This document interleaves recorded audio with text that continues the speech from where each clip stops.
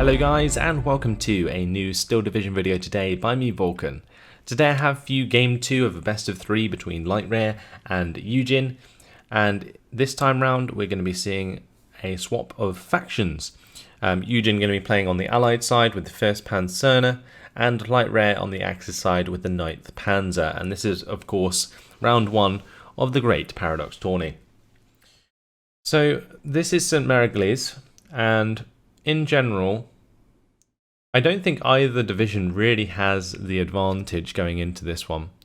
I would kind of say that the 9th Panzer could definitely exploit the 1st Panzer in Phase A if they manage to destroy the Cromwells. Because what would happen is the Lux and the Panzer II combo would quite simply just roll over the rest of the map. Because the rifles don't have Piats, only the rifle leaders do. And that's quite a big problem. So the Cromwells have to hit the mark at the start of this game. Or the AT guns, it depends whatever way YueJin decides to go. So let's have a look at the units coming down. We have Marder 3 at the bottom side for Lightrare.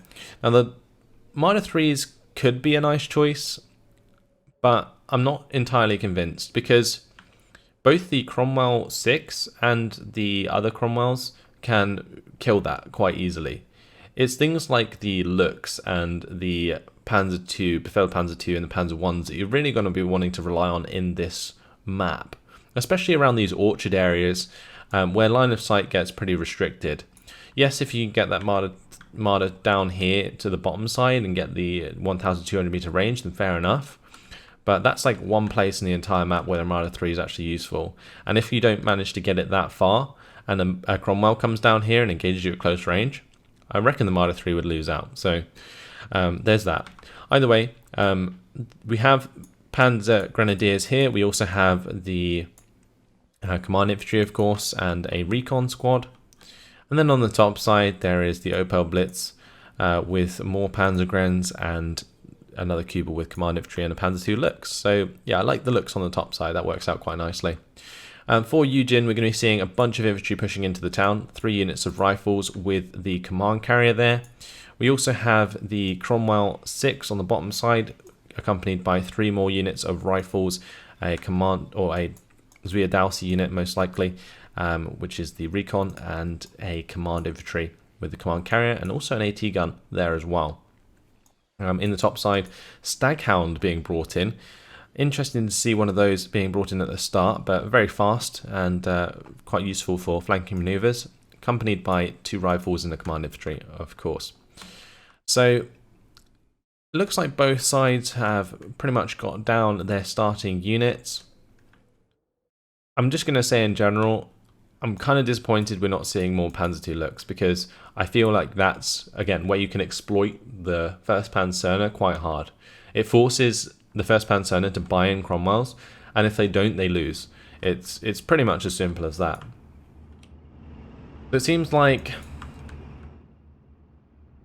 quite a spaced out deployment on the bottom side for the rifles. We've got all of the unloaded position commands coming into the town, and quite a nice spacing on the top side as well. However, dropping into these buildings would probably be ideal just to hold that at the start.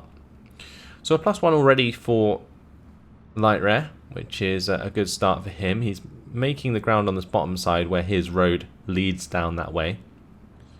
The 251 with the Recon is getting into position quite quickly. So let's have a look at what each player can see. So Lightrare can see the advancement of all of these units here, which is most likely a bunch of infantry. There's also the Bedford moving all the way down, and an AT gun here. So Marder 3 has to be very careful actually. Can YueJin see that? He can. The 6-pounder is in line of sight of the Marder 3. This is dangerous, very dangerous indeed. Marder 3, oh, it's got weapon damage. Oh wow, 6-pounder weapon damaging the Marder 3. Marder 3 should be able to fall back in time, but that's going to cost Lightrare 50 points in order to resupply that by bringing in an Opel Blitz munition, and that is not ideal at the start of this game. 251-2 coming in with the mortar there. That's going to be trying to take care of the 6-pounder. However, with the weapon damage onto the Marder 3, if YueJin saw that, it does give him quite an advantage on this bottom side. The Strelzy here are engaging with the Panzergrenz, and the command carriers helping out there as well, with some Panzergrenz on the bottom side. Panzer 1C should just quickly fast move up here and take that out, because that's definitely something that could happen. Panzergrenz are in half decent positions here. However, this Lux needs to probably zoom around and try and take out this Staghound if possible, because that's the only way that he's going to really win on this top side. So yeah, the Lux definitely needs to engage the Staghound, and then if the Staghound's dead, that Lux can run all over these units. Like, there is nothing these units could do. However, this way round, it looks like the Staghound is just able to penetrate and, well, destroy the Panzergrenz where they stand, and the Strelzy are just going to be moving up to try and make those surrender. Right, the half-track now moving up here. It's got to find the mortar shots onto the 6-pounder. I'm not sure if Lightrare can still see it. No, we can't, because the Spearthroop are not in the most ideal position there. These Strelzy could end up pushing up onto the Spearthroop as well and reveal themselves. And reveal them, which would just remove the recon on the bottom side. And it looks like, oh, the Staghound won out there with the Lux. Lightrare had the right idea, moving that Lux to engage the Staghound. I think he's just unlucky there that his Lux did not penetrate the Staghound at that range, because you could see the bounce marker there, which meant that he did hit, but he didn't penetrate. And at what, 300 meter range, he should have penetrated, really. So that's kind of unlucky for Lightrare there, and it is going to mean that the opposite occurs, where both these Panzergrenz and Panzergrenführer can't really do too much against the Staghound. So what he's going to try and do here is put the Panzergrenz on return fire, so they maintain the front line but don't reveal themselves. However, he's going to be forced to engage the Strelzy now, and the command carrier is there to help pin down those Panzergrenz. Another Panzer II Lux is on its way to the top side. The mortar is engaging the 6-pounder. And we do see a Panzer II Lux on the bottom side. However, the Stuart 5 now being rolled up to try and take care of the Panzer II Lux at range. Really nice job by the mortar to just pop that 6-pounder.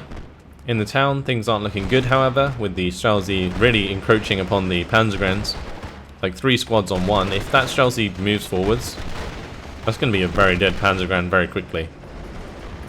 And the town might go completely in favour of YueJin, especially with more reinforcements on the way. We see the Stuart 5 coming onto the bottom side, and, well, with this Marder 3 out of commission, that's like 110 points, yeah? Just sitting there not doing anything from the start of the game, which is absolutely horrific for Lightrare. Panzer II looks failing in the top side as well. Oh man, the second one came in and got killed off again by the Staghound. That Staghound didn't even have any veterancy that time round. Wow. YueJin really making plays with these Staghounds, tell you that much, and that's going to leave a massive gap in the top side, which is leading to a +2 early on in the game for YueJin. Christ, those Panzer II Lux engagements have really changed the shape of this game and left the top side completely open there. Also, the weapon damage onto the Marder 1 on the bottom side left the bottom exposed, and there was just an overwhelming amount of rifles coming through here. And we have the Staghound now killing another Panzer II Lux. It looks like YueJin found the counter here to the 9th Panzer with these Staghounds. I did not expect Staghounds to come out in this division, honestly. Not at the start of the game. Maybe the Stuarts, but not the Staghounds. But YueJin definitely showing how powerful these Staghounds can be. And that's going to lead to Lightrare surrender after only 5 minutes and 34 seconds. Absolutely fantastic job by YueJin in this one. Really taking the pain to Lightrare with those Staghounds. That was impressive. I did not expect those Staghounds to do so well against the Panzer II Lux, if I'm honest. At that range, that Lux should have killed the Staghound, and if it had, the top side would have been completely in favour of Lightrare. However, with the Lux dying, it was in complete favour of YueJin instead. So on a knife edge there, and ended up falling in favour of YueJin.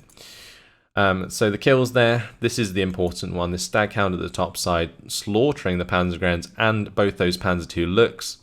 And then we saw the 6-pounder take out Panzer 1C there. There was Staghound in the bottom side, took out another Lux.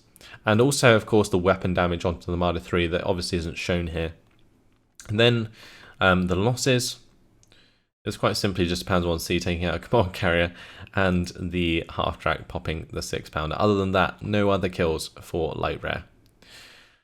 Wow, what a game. But either way, with that victory, that means YueJin will move on to round 2 of the Great Paradox Tourney. Lightrare commiserations will be knocked out of this one. But what a crazy game to end that series between the two players. Either way, thanks for watching, guys. Hope you enjoyed it, and I'll see you in the next one. Goodbye.